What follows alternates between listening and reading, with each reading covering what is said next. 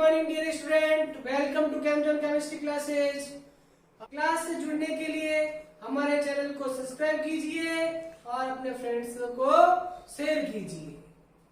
चलो, last class में अपन ने बात करी थी वेग स्थिरांक का मात्रक या यूनिट ऑफ रेट कांस्टेंट की बात करी थी। अब अपन बात कर रहे हैं विभिन्न प्रकार की कोटियां, और विभिन्न प्रकार की कोटियों में अपन सबसे पहले पढ़ेंगे शून्य कोटि अभिक्रिया। शून्य कोटि अभिक्रिया क्या होती है? तो आप हेडिंग लगाएंगे शून्य कोटि अभिक्रिया। सबसे पहले शून्य कोटि अभिक्रिया में परिभाषा की बात कर रहा हूं, तो परिभाषा क्या होती है? वे अभिक्रिया जिनका अभिक्रिया वेग, वे अभिक्रिया जिनका अभिक्रिया वेग क्रिया कारक की सांद्रता के शून्य घात के समानुपाती होता है। किसके समानुपाती होता है? क्रिया कारक की सांद्रता के शून्य घात के समानुपाती होता है, उन्हें शून्य कोटि अभिक्रिया कहा जाता। आप क्या लिखोगे? वे अभिक्रिया जिनका अभिक्रिया वेग क्रिया कारक की सांद्रता की, क्रिया कारक की सांद्रता के शून्य घात के समानुपाती होता है, शून्य कोटि अभिक्रिया कहा जाता। तो क्या बोलोगे? वे अभिक्रिया जिनका अभिक्रिया वेग क्रिया कारक की सांद्रता के शून्य घात के समानुपाती होता है। किसके समानुपाती होता है? शून्य घात के समानुपाती होता है, उन्हें शून्य कोटि अभिक्रिया कहा जाता। जैसा आपकी अभिक्रिया ए से पी बन रहा है, ए से क्या बन रहा है? पी। तो अभिक्रिया वेग आर समानुपाती क्रिया कारक है ना, क्रिया कारक ए की सांद्रता की घात 0 के समानुपाती होता। तो आर समानुपाती ए की सांद्रता की घात 0 और समानुपाती का निशान हटेगा तो क्या आएगा? के ए की घात 0 और किसी की घात 0 होती है तो क्या होता है? 1 होता है। आपने पढ़ा होगा। तो ए की पावर 0 क्या जाएगी? 1। तो आर इज इक्वल टू के। अगर मुझे कहे आर और ए में ग्राफ खींचो, किसमें ग्राफ खींचो? आर और ए में। अब आप देख रहे हो इसमें ए नहीं आ रहा है। अगर मुझे आर और ए की सांद्रता में ग्राफ खींचने के लिए कहे तो आप कैसे खींचोगे? ऐसे खींचोगे। इसका मतलब ये हो गया कि अभिक्रिया वेग है ना, अभिक्रिया वेग क्रिया कारक की सांद्रता पर निर्भर नहीं करता है। अभिक्रिया वेग क्रिया कारक की सांद्रता पर निर्भर नहीं करता है। तो आप परिभाषा लिख दो कि वे अभिक्रिया जिनका अभिक्रिया वेग क्रिया कारक की सांद्रता पर निर्भर नहीं करता है, नहीं करता है, उन्हें शून्य कोटि अभिक्रिया कहा जाता है। तो अपन क्या कह रहे हैं? अभिक्रिया वेग क्रिया कारक की सांद्रता पर निर्भर नहीं करता है, उन्हें शून्य कोटि अभिक्रिया कहा जाता है या शून्य घात के समानुपाती होता है। किसके? शून्य घात के समानुपाती होता है, उन्हें शून्य कोटि अभिक्रिया कहा जाता है। तो आपको परिभाषा समझ में आ गई होगी, इसे आप नोट कर लीजिए। चलो, अब ये तो आपकी हो गई परिभाषा। अब मैं आपको बता रहा हूं व्युत्पन्न कि शून्य कोटि अभिक्रिया का व्युत्पन्न क्या होता है। तो आप हेडिंग लगाओगे व्युत्पन्न।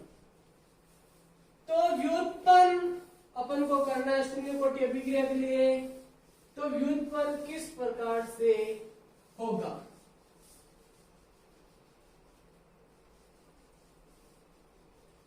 तो आप हेडिंग लगाओगे व्युत्पन्न।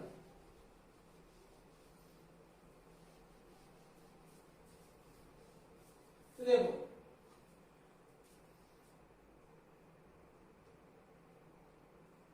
मैं कह रहा हूं सपोज आपकी अभिक्रिया इस प्रकार से ए और ए से बन रहा है पी। ए से क्या बन रहा है पी। तो परिभाषा के अनुसार आप क्या कर दोगे आर समानुपाती ए की घात 0, क्योंकि शून्य कोटि अभिक्रिया परिभाषा क्या होगी वे अभिक्रिया जिनका अभिक्रिया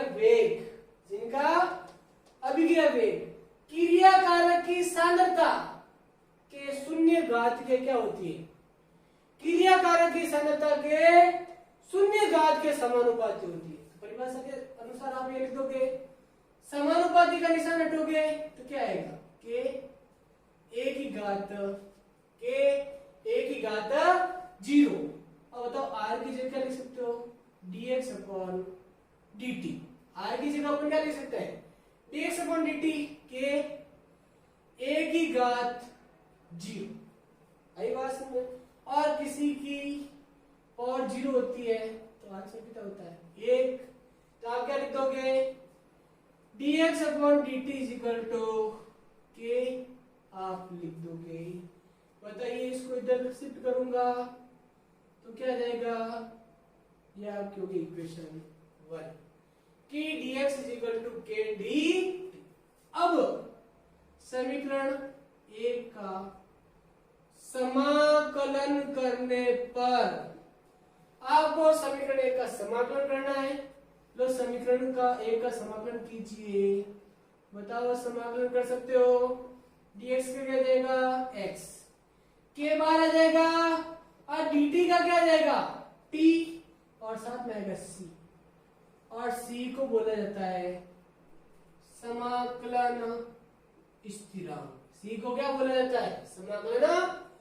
अब c का मान निकालना है तो c का मान निकालने के लिए x इज इक्वल टू 0 और t इज इक्वल टू 0। जब अभिक्रिया स्टार्ट नहीं हुई तो उत्पाद क्या होगा 0। अब ये आपका हो गया तो क्या कर दोगे यहां तक आपको समझ में आ गया तो आप क्या करोगे बताओ कि x 0 t कितना बताओ 0 c का मान आपका कितना जाएगा बताओ 0। तो c का मान आ गया 0। अब समीकरण 3 का मान का रखो 2 में तो आप लिखोगे समीकरण 3 व 2 से। बताओ यहां रखोगे तो x इज इक्वल टू क्या आ जाएगा के टी समीकरण 4।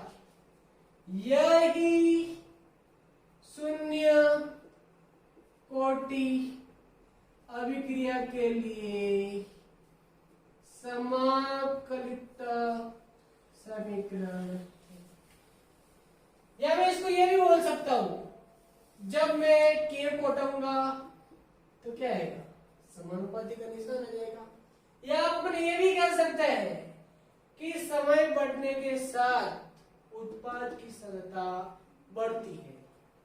जैसे जैसे समय बढ़ेगा ना उत्पाद की सांद्रता बढ़ेगी। अगर x और t में ग्राफ खींचो तो ग्राफ कैसा आएगा ऐसा ग्राफ आपको मिल जाएगा। आई बात समझ। ये आपको ध्यान होना चाहिए। एक बार मैं आपको वापस बता देता हूं। सपोज एक अभिक्रिया है A gives P तो परिभाषा के अनुसार क्या कहोगे क्रिया कारक की सांद्रता की शून्य घात। अभिक्रिया में क्या होता है अभिक्रिया में क्रिया कारक की सांद्रता के शून्य घात। R समानुपाती A की घात 0। समानुपाती का निशान हटाओगे क्या आएगा के ये लिख दिया। R की जगह क्या लिख सकते हो dx अपॉन dt ये आ गया। और a की घात 0 क्या बनोगे 1 इधर भेजो dx इज इक्वल टू क्या आ जाएगा k dt। इक्वेशन 1 समीकरण 1 का समाकलन करने पर समाकलन कीजिए तो dx का x के कांस्टेंट, dt का t प्लस c का मान निकालना है। तो c का मान x equal to 0, t equal to 0। जब अभिक्रिया स्टार्ट नहीं होगी तो उत्पाद भी 0 होगा। तो c का मान कितना आ गया 0। c का मान समीकरण 3 का मान 2 में रखो तो x इक्वल टू kt। या आप लिख सकते हैं x समानुपाती t। ये समीकरण 4 आपको याद होनी चाहिए। और x और t में ग्राफ खींचोगे तो इस प्रकार से आएगा। आई बात समझ में? ये आपको ध्यान होना, ये आपको समझ में आ गया होगा। इसका स्क्रीनशॉट ले लीजिए।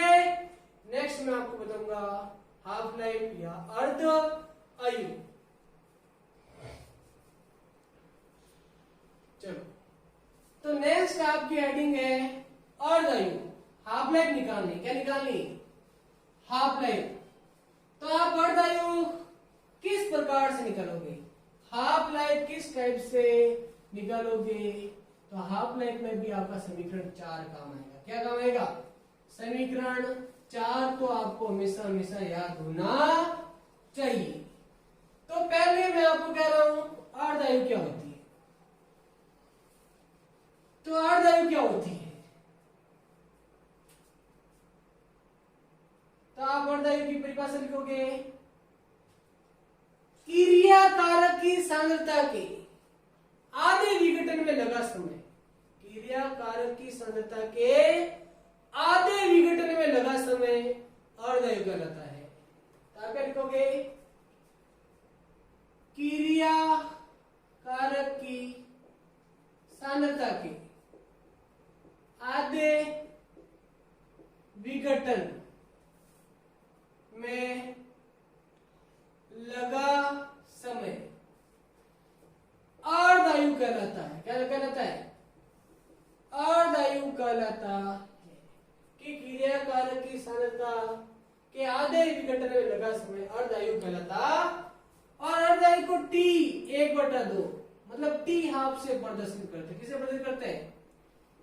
t हाफ से प्रदर्शित करते। अब देखो अर्ध आयु कैसे निकालनी है। कोई भी कोटि हो, चाहे शून्य कोटि हो, चाहे प्रथम कोटि हो, चाहे द्वितीय कोटि हो, आपको अर्ध आयु निकालनी है ना तो समीकरण 4 लेनी है। क्या लेनी है?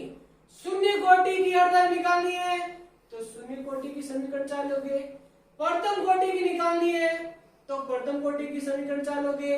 द्वितीय कोटि की निकालनी है तो द्वितीय कोटि की समीकरण 4 ली जाएगी। तो बताइए समीकरण 4 आपको पता है ना, वो ले लोगे।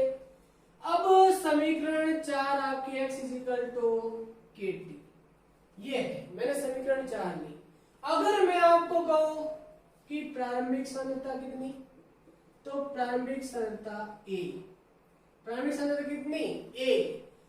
अब आधा विघटन का मतलब क्या कि a पहली प्रारंभिक सांद्रता थी, a आपकी प्रारंभिक सांद्रता थी और a विघटित होकर a/2 रह गई। a 3 प्रारंभिक सांद्रता, a से कितनी रह गई? a/2। तो इसमें जो समय लगेगा ना उसको बोला जाएगा t हाफ। मतलब क्रिया कारक के आधे विघटन में लगा समय, आधे विघटन में लगा समय क्या होता है? अर्ध आयु होता है। प्रारंभिक सांद्रता थी a और a विघटित हो गई, कितनी रह गई? a/2। इसमें जो समय लगा उसको कहेंगे t हाफ। अब मैं आपसे पूछूं प्रारंभिक सांद्रता a और a के विघटन के बाद में पीछे कितनी रह गई? a/2। बताइए उत्पाद कितना बना? तो आप क्या कह दोगे? उत्पाद कितना बना? a/2। तो बता x के उत्पाद क्या है? x इक्वल टू क्या लिख दोगे? a/। तो आप हमेशा ध्यान रखना जब अर्ध आयु निकालोगे तो x की जगह कितना लिखोगे? a/2 और t की जगह कितना लिखोगे? t half. और समीकरण कौन सी लेनी है? समीकरण 4। तो आपने समीकरण 4 ली और x की जगह क्या रखा? a/2 और बताओ t की जगह क्या रखा? t half.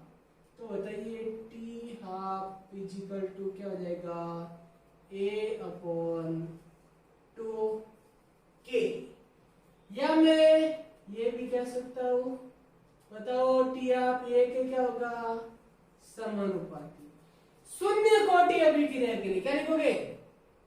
शून्य कोटि अभिक्रिया के लिए अर्ध आयु अर्ध क्रिया कारक की प्रारंभिक सांद्रता के समानुपाती होती है। क्रिया कारक की प्रारंभिक सांद्रता के क्या होती है?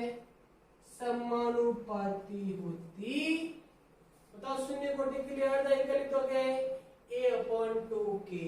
मुझे कह दे टी हाफ और A में ग्राफ खींच। बताओ ग्राफ कैसे खींचेगे? बताओ समानुपाती का ग्राफ कैसा है? ऐसे आएगा। तो इस प्रकार से आप अर्ध आयु निकाल सकते हो।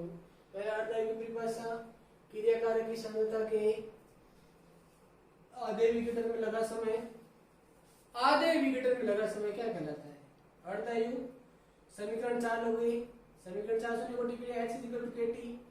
x की जगह क्या लिखोगे? x की A/2 और t की जगह t हाफ। तो आपका आंसर आ जाएगा t हाफ क्या आ जाएगा बताओ? ये रहा A/2 क्या आ जाएगा? आई बात समझ में?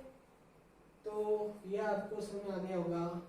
आप इसका स्क्रीनशॉट ले लीजिए। चलो नेक्स्ट अपना है एग्जाम्पल कि शून्य कोटि अभिक्रिया के लिए एग्जाम्पल कौन कौन से है। तो आप हेडिंग लगाओगे शून्य कोटि अभिक्रिया के उदाहरण। शून्य कोटि अभिक्रिया के उदाहरण। तो अगर मैं उदाहरण की बात करूं तो उदाहरण कौन कौन से वो आपको याद होने चाहिए। तो पहला उदाहरण है आपका उदाहरण अमोनिया का विघटन। अमोनिया का या डीकंपोजिशन ऑफ अमोनिया। अमोनिया का जो विघटन प्लेटिनम की उपस्थिति में, किसकी उपस्थिति में? N2+3H2। ये शून्य कोटि अभिक्रिया का उदाहरण है। अगर अपन नॉर्मल वे में कहें R समानुपाती तो आप क्या लिखते? क्रिया कारक की सांद्रता की जो घात हो जाएगी। सामान्य अगर मैं पूछता था आप क्या कहते? R समानुपाती NH3 की घात क्या लिखते आप? 2। और आप लिखते समानुपाती का निशान रखते K। बताओ ये लिखते हैं ना, लेकिन ये सही नहीं है। यह शून्य कोटि का उदाहरण है। किसका? शून्य कोटि का। अगर शून्य कोटि अभिक्रिया का उदाहरण है बताओ सही क्या हो जाएगा? R समानुपाती NH3 की घात क्या लिखोगे? 0। तो R = क्या हो जाएगा? K NH3 की पावर 0 हो जाएगा और किसी की पावर 0 तो 1। R समानुपाती K। ये फर्स्ट ग्रेड में भी सवाल पूछा गया है। आई बात समझ में? ये आपको ध्यान होना चाहिए। अमोनिया का विघटन शून्य कोटि अभिक्रिया है। कब? जब ये प्लेटिनम है। जब ये प्लेटिनम है। अब ऐसा क्या हो गया? तो इसमें जो प्लेटिनम है ना, प्लेटिनम उत्प्रेरक का कार्य करता है। किसका कार्य करता है? अब इसमें ऐसा क्या हुआ कि प्लेटिनम उत्प्रेरक का कार्य कर रहा है। यह आपका प्लेटिनम और प्लेटिनम की सतह पर मैंने अमोनिया को डाला। किसको डाला? प्लेटिनम की सतह पर मैंने अमोनिया को डाला और जैसे अमोनिया को डाला ना तो प्लेटिनम की सतह संतृप्त हो गई। क्या हो गई?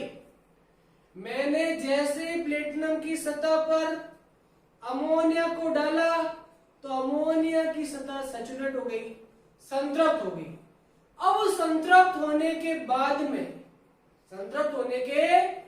बाद में मैंने और अमोनिया को डाला, मतलब अमोनिया की सांद्रता को बढ़ाई और जैसे ही अमोनिया की सांद्रता को बढ़ाई और मैंने देखा कि अभिक्रिया वेग में कोई परिवर्तन नहीं। मैंने क्या कहा? प्लेटिनम लिया अब प्लेटिनम की सतह पर मैंने क्या डाला, NH3, तो प्लेटिनम की सतह संतृप्त हो गई।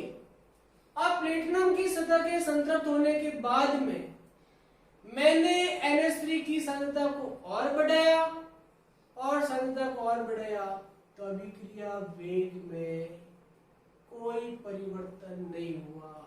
इसका मतलब क्या हो गया कि अभिक्रिया वेग NH3 की सांद्रता पर निर्भर नहीं करता है। अभिक्रिया वेग NH3 की सांद्रता पर निर्भर नहीं करता है।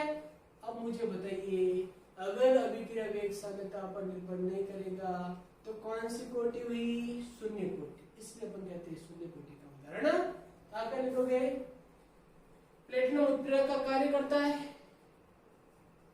इसकी सतह पर अमोनिया डालने पर अमोनिया की सतह संतृप्त हो जाती है, और संतृप्त होने के बाद में और अमोनिया की सांद्रता को बढ़ाया जाए तो अभिक्रिया वेग में कोई परिवर्तन नहीं होता है, और अभिक्रिया वेग में कोई परिवर्तन नहीं होता है। इसका मतलब अभिक्रिया वेग सांद्रता पर निर्भर नहीं करता है, अतः ये शून्य कोटि का उदाहरण। चलो दूसरा है HI का विघटन। HI का विघटन भी आपका शून्य कोटि है। तो HI का विघटन AU की उपस्थिति, किसकी उपस्थिति में, यह आपका शून्य कोटि। तो इसके लिए भी R समानुपाती HI की घात क्या हो जाएगा, 0। R समानुपाती के HI की घात 0, तो R समानुपाती क्या किया जाएगा। HI का विघटन भी शून्य कोटि है। PH3 का विघटन, फॉस्फीन का विघटन, ये भी आपका शून्य कोटि है। फॉस्फीन का विघटन भी आपका क्या होता है, शून्य कोटि।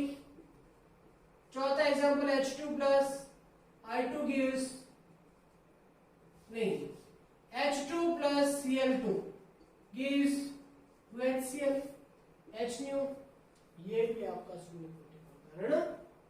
आई बात में, ये सारे एग्जांपल आपको पता होने चाहिए।